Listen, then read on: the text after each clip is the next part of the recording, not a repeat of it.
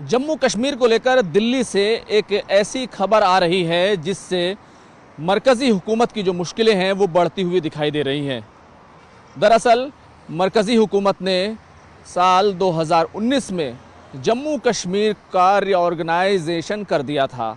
लद्दाख को एक अलग यूनियन टेरिटरी बनाया, जम्मू कश्मीर का जो मुकम्मल रियासत का दर्जा था उसको भी छीन लिया था।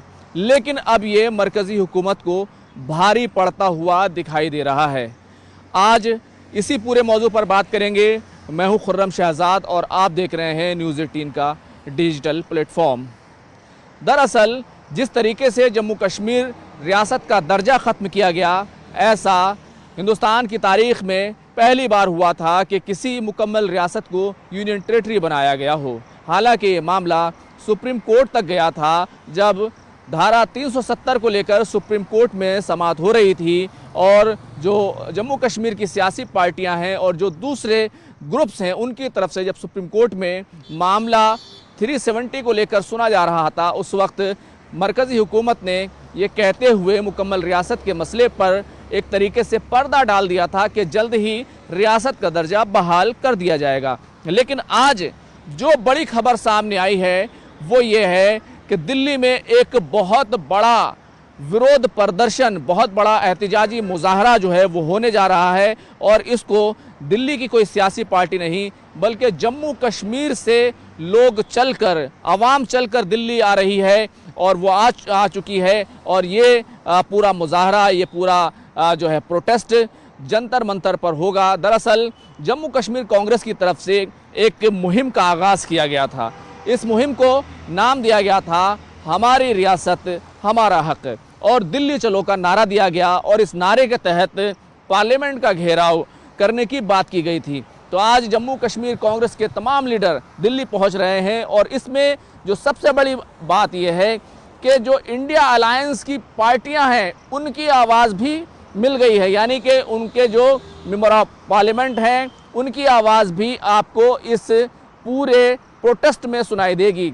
और उससे भी बड़ी बात यह है कि कांग्रेस पार्टी के जो सबसे बड़े लीडर हैं मल्लिकार्जुन खड़गे और राहुल गांधी, वो दोनों पहले ही वज़ीर आज़म को एक लेटर लिखकर कह चुके हैं कि जम्मू कश्मीर की रियासत का जो दर्जा है वो उसको बहाल करना चाहिए और साथ ही लद्दाख को 6 शेड्यूल देना चाहिए। तो ये आज जो है पूरा घटनाक्रम जो है आज दिल्ली में रहने वाला है। और लेकिन साथ ही साथ एक बड़ी मुश्किल जो है वो मरकज़ी हुकूमत के लिए और खड़ी हुई है। दरअसल कल पार्लियामेंट का पहला दिन था, जो मानसून सेशन कल से शुरू हुआ और 21 अगस्त तक चलने वाला है। पहले ही दिन पूरा ज़बरदस्त हंगामा रहा और अपोजिशन ने पार्लियामेंट नहीं चलने दी और ये कहते हुए पार्लियामेंट नहीं चलने दी कि हम जो मौज़ूआत उठा रहे हैं, जिसमें सबसे बड़ा मौजू था पहलगाम के गुनाहगार आखिर कहाँ गए। इतना वक्त गुजर गया, 90 दिन से ज़्यादा गुजर गए, आखिर उनका क्या हुआ और उनको सज़ा कब मिलेगी।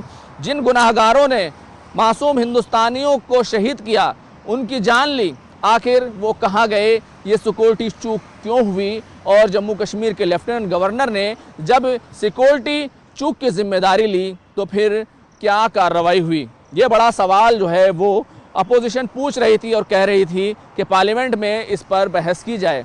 दूसरा बड़ा सवाल ये था कि ऑपरेशन सिंदूर को क्यों रोका गया, क्या अमेरिका के दबाव में रोका गया, सीज फायर किन शर्तों पर हुआ, ये तमाम सवाल जो है वो कल गूंज रहे थे। और इसके अलावा जम्मू कश्मीर की मुकम्मल रियासत का दर्जा भी कहीं ना कहीं इस पूरी जो 2 लाइनें हैं, इन बिटवीन द लाइन जो है वो कहीं ना कहीं काम कर रहा था। अब जो कल बिजनेस एडवाइजरी कमेटी की मीटिंग हुई है उसमें मरकज़ी हुकूमत और अपोजिशन दोनों के बीच ये तय पाया है कि लोकसभा में 19 घंटे की बहस होगी ऑपरेशन सिंदूर पर। लेकिन बिटवीन द लाइन आप ये समझ लीजिए कि जम्मू कश्मीर की रियासत के दर्जे पर भी पार्लियामेंट में बहस होने जा रही है और राज्यसभा में ये बहस 9 घंटे की होने वाली है।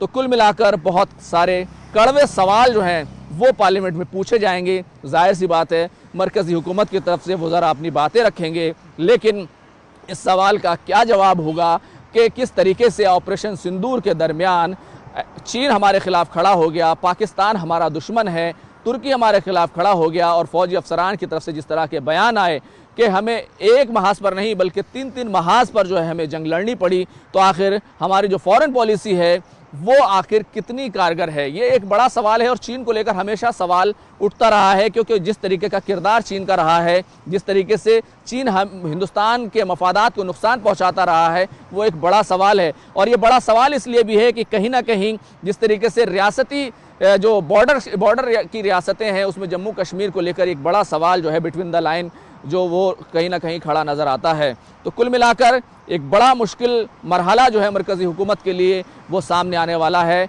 लेकिन आप इस बात को समझ लीजिए, जब ये तमाम सवाल उठेंगे तो between the line Jammu Kashmir को लेकर जो भारतीय जनता पार्टी के लीडर्स दावा करते हैं और मरकज़ी हुकूमत की तरफ से हमेशा ये कहा गया कि वहाँ पर हालात सुधरे हैं, और इस बात में कोई शक नहीं, हालात सुधरे हैं। वहाँ पर तरक्की के बहुत सारे काम हुए हैं, डेवलपमेंट प्रोजेक्ट हुए हैं, रेलवे लाइन जुड़ गई है। लेकिन सिक्योरिटी लैप्स और जो दूसरे सवाल हैं जो अपोजिशन उठाना चाहता है वो हुकूमत के लिए एक तरह का सरदर्द बन सकता है। और दूसरी जो बड़ी खबर है वो दिल्ली से ये है कि इंजीनियर रशीद की जो अंतरिम ज़मानत का मामला है, अबूरी ज़मानत का जो मामला है, कल उस पर फैसला टल गया था, आज वो फैसला आ सकता है। और बड़ा इम्कान ये है कि इंजीनियर रशीद को आज ज़मानत जो है वो मिल जाएगी, चाहे वो उनको अंतरिम अबूरी ज़मानत के तौर पर मिले, अंतरिम ज़मानत के तौर पर मिले या फिर कस्टडी पैरोल के तौर पर मिले। और इंजीनियर रशीद की पार्टी ने पहले से ही ऐलान कर दिया है कि इंजीनियर रशीद अगर पार्लियामेंट जाएंगे तो जम्मू कश्मीर की मुकम्मल रियासत के दर्जे को लेकर एक रेजोल्यूशन लेकर आएंगे। तो कुल मिलाकर जो पार्लियामेंट में अब देखना ये होगा कि उनके रेजोल्यूशन को कौन सी पार्टियां सपोर्ट करती हैं, उसके बाद जो पार्टियां सपोर्ट नहीं करेंगी वो इस तरीके से एक्सपोज होंगी। तो कुल मिलाकर भारतीय जनता पार्टी का अब तक तो ये मौक़िफ़ ये रहा है कि हम रियासत का दर्जा देंगे, जल्द देंगे, हम ही देंगे, हम पर भरोसा करना चाहिए। लेकिन कांग्रेस पार्टी और जो दूसरे जम्मू कश्मीर की जो सियासी पार्टियाँ हैं वो ये सवाल उठा रही हैं, इतना लंबा वक्त हो गया, 2019 से 2025 आ गया, आखिर वो सही वक्त कब आएगा। खुर्रम शहजाद, न्यूज़ 18 दिल्ली।